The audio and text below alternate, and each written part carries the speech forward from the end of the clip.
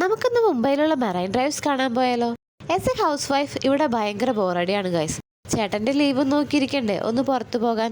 അല്ലാതെ ഞങ്ങൾ വാക്കിങ്ങിനൊക്കെ പോകും. പക്ഷേ എത്രയൊക്കെ പറഞ്ഞാലും ഒരു ജോലി ഉണ്ടെങ്കിൽ അത് അടിപൊളിയാണ്. ഇതാണ് പറയുന്നത്, ആദ്യം ജോലി മേടിക്കണമെന്ന്. പോകുന്ന വഴിയിൽ പെട്രോൾ അടിക്കാൻ നിർത്തിയപ്പോൾ ഞാനും പൊന്നൊന്ന് വാക്കിനിറങ്ങി. ഇവിടെ ഈ കാണുന്ന ബിൽഡിങ് എനിക്കിത് ഭയങ്കര ഇഷ്ടമാണ്. ഇതൊരു പ്രത്യേക ഷേപ്പാണ്. നമ്മുടെ റൂമിൽ നിന്ന് നോക്കിയാലും ഈ ബിൽഡിങ് കാണാൻ പറ്റും. അപ്പോൾ എനിക്കിത് ഭയങ്കര ഇഷ്ടമുള്ള ബിൽഡിങ്ങാണ്. പിന്നെ പൊന്നു പറഞ്ഞു ഇതേ അമ്പിളിമാമൻ നിൽക്കണമെന്ന്. അപ്പം ഞാൻ നോക്കിയപ്പോൾ ശരിയാണല്ലോ. അപ്പം എന്തൊന്ന് സൂം ചെയ്യാമെന്ന് വിചാരിച്ചു. ഒത്തില്ല ഗൈസ്, എൻ്റെ ഫോണിൽ ഇത്ര സൂമുള്ളൂ. അതിൻ്റെ ഇടയിൽ പൊന്നു എന്തൊക്കെയോ കാണിക്കുന്നുണ്ട്.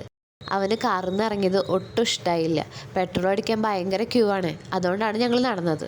പിന്നെ ഈ പൂവിൻ്റെ പേരൊന്നും അറിയാവോ? ഒന്ന് കമൻ്റ് ചെയ്യണേ. പിന്നെ ഞങ്ങളിങ്ങനെ പോവുകയാണ്. അപ്പോൾ ഇങ്ങനെ കാണുന്ന കാഴ്ചകളൊക്കെ ഭയങ്കര ഒരു ഭംഗിയുള്ള കാഴ്ചകളാണ്.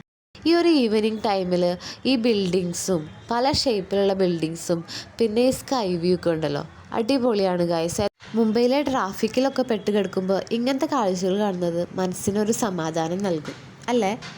നിങ്ങൾക്ക് അങ്ങനെ തോന്നാറുണ്ടോ? അപ്പോൾ ഞങ്ങൾ പോണ വഴിയിൽ ഇതേ എന്തോ നിന്ന് കത്തുന്നു. സീരിയസ്ലി ഇത് ചേട്ടൻ വിശ്വസിച്ചിട്ടുണ്ടായിരുന്നില്ല. പിന്നെ ഇതേ നമ്മുടെ CST എത്തിയിട്ടുണ്ട്. നൈറ്റ് വ്യൂ അടിപൊളിയാണ് കാണാൻ. ഇവിടെയുള്ള ഫ്രണ്ട്സ് ഉണ്ടെങ്കിൽ ഒന്ന് കമൻറ്റ് ചെയ്യണേ. അങ്ങനെ നമ്മൾ മെറൈൻ ഡ്രൈവിൽ എത്തിയിട്ടുണ്ട്. കറക്റ്റ് പറഞ്ഞാൽ അസ്തമയ സമയത്തൊക്കെ വരികയാണെങ്കിലാണ് അടിപൊളി. ഇതും അടിപൊളി തന്നെയാണ്. രാത്രി മുംബൈക്ക് ഇത്ര ഭംഗിയുണ്ടെന്ന് പറയാൻ പറ്റത്തില്ല. ട്രാഫിക്കൊക്കെ ഉണ്ടെങ്കിലും ഈ ഒരു വ്യൂ കണ്ടു കഴിഞ്ഞാൽ നമ്മൾ അതൊക്കെ മറക്കും. ഞങ്ങൾ പിന്നെ കുറച്ച് നേരം അവിടെ ഇരുന്ന് ഫോട്ടോക്കൊക്കെ പോസ്റ്റ് ചെയ്ത് പിന്നെ ലാസ്റ്റ് ആയപ്പോൾ പൊന്നു വാശി പിടിച്ചു തുടങ്ങി. അപ്പം പിന്നെ ഞങ്ങൾ വേഗം ഇറങ്ങി.